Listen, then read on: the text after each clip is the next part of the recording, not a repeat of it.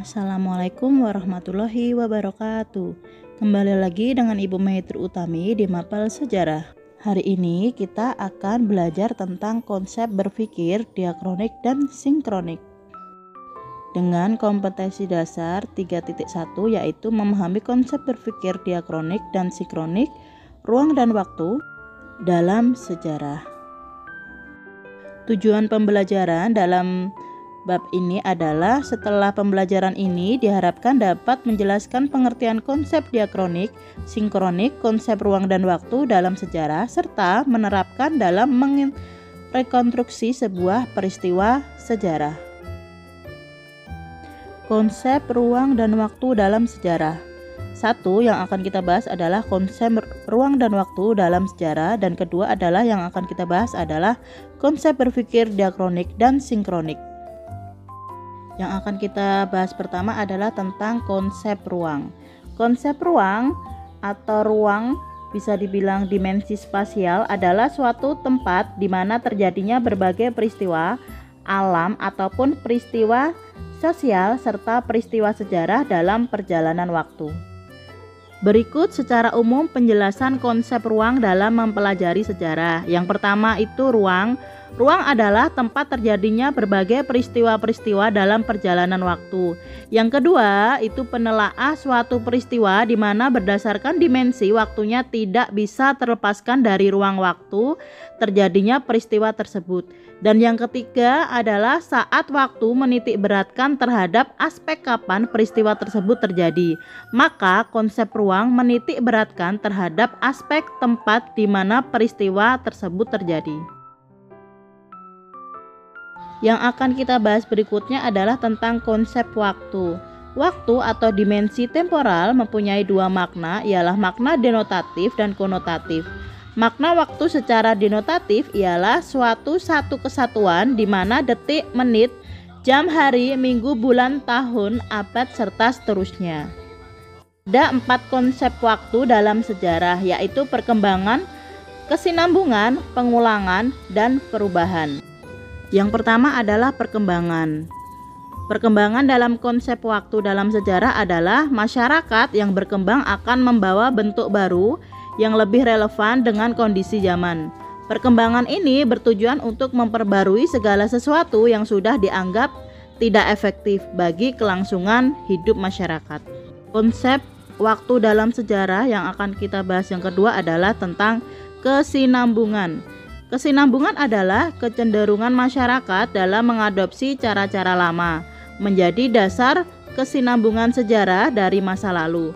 Meskipun ada beberapa poin yang berbeda, namun tidak merubah pola dan esensi dari sistem sebelumnya. Konsep waktu dalam sejarah yang ketiga yang akan kita bahas adalah tentang pengulangan. Pengulangan adalah peristiwa yang sama terulang kembali di masa berikutnya. Hal ini sering terjadi sehingga muncul jargon sejarah terulang kembali. Untuk konsep waktu dalam sejarah yang terakhir atau yang nomor 4 adalah tentang perubahan.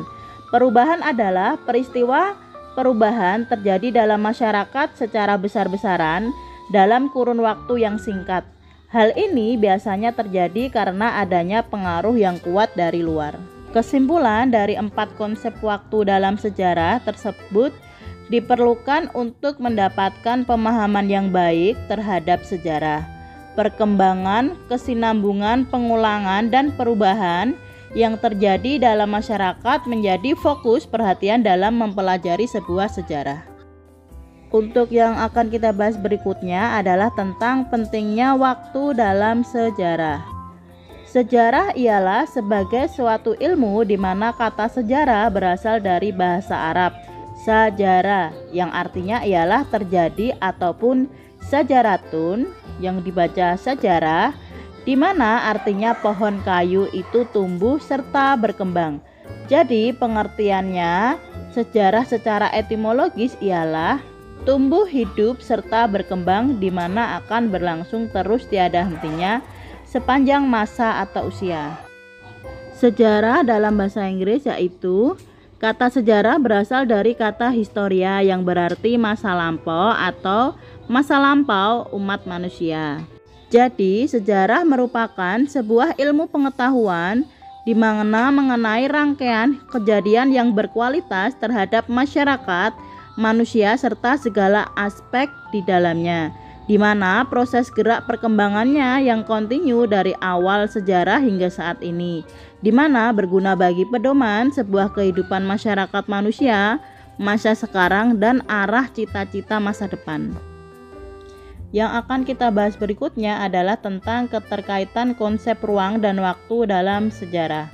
Proses terjadinya sebuah peristiwa serta perubahannya berlangsung di dalam batas ruang dan waktu.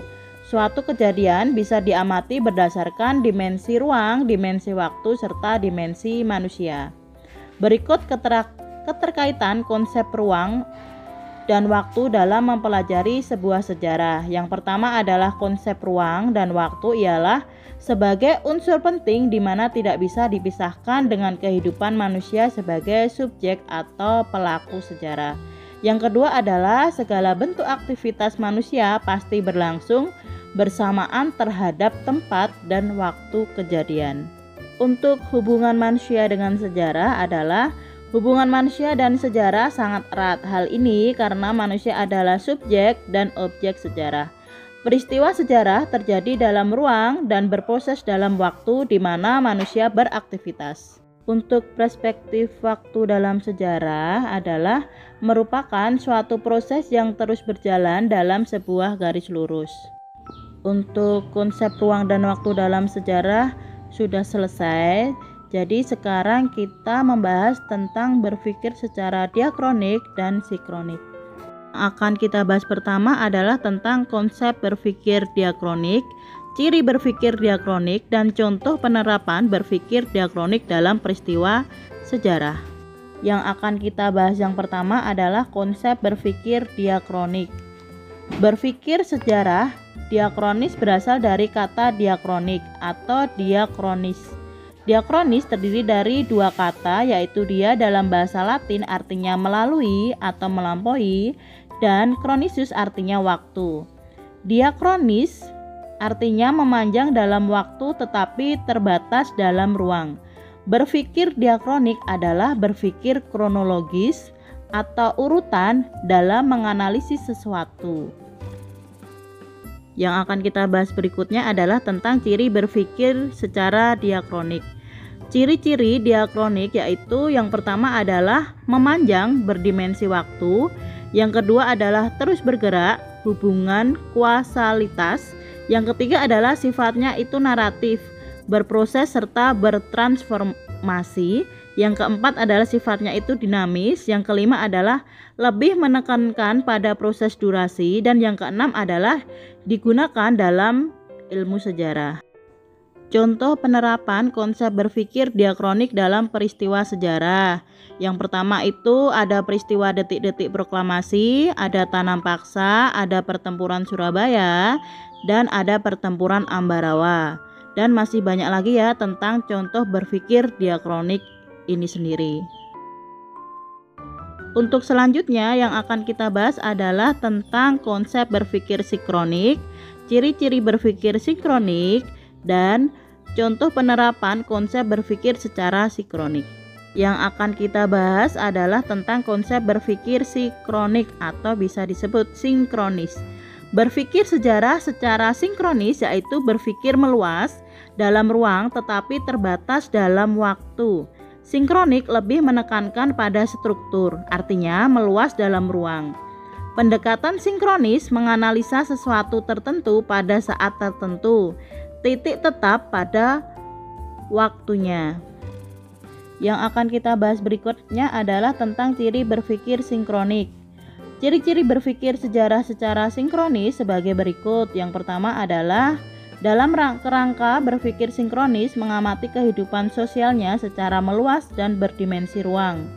Yang kedua adalah konsep berpikir sinkronis memandang kehidupan masyarakat sebagai sebuah sistem yang terstruktur dan saling berkaitan antara satu unit dan unit yang lainnya. Yang ketiga adalah dalam menguraikan kehidupan masyarakat secara deskriptif dengan menjelaskan bagian demi bagian. Yang keempat adalah menjelaskan struktur dan fungsi dari masing-masing unit dalam kondisi statis. Dan yang terakhir adalah digunakan oleh ilmu-ilmu sosial seperti geografi, sosiologi, politik, ekonomi, antropologi, dan arkeologi. Contoh penerapan konsep berpikir diakronik dalam peristiwa sejarah. Di sini Bu Mei sudah contohkan tentang contoh berpikir secara sinkronik, yaitu di saat peristiwa G30 SPKI tahun 1965 dan pembacaan teks proklamasi.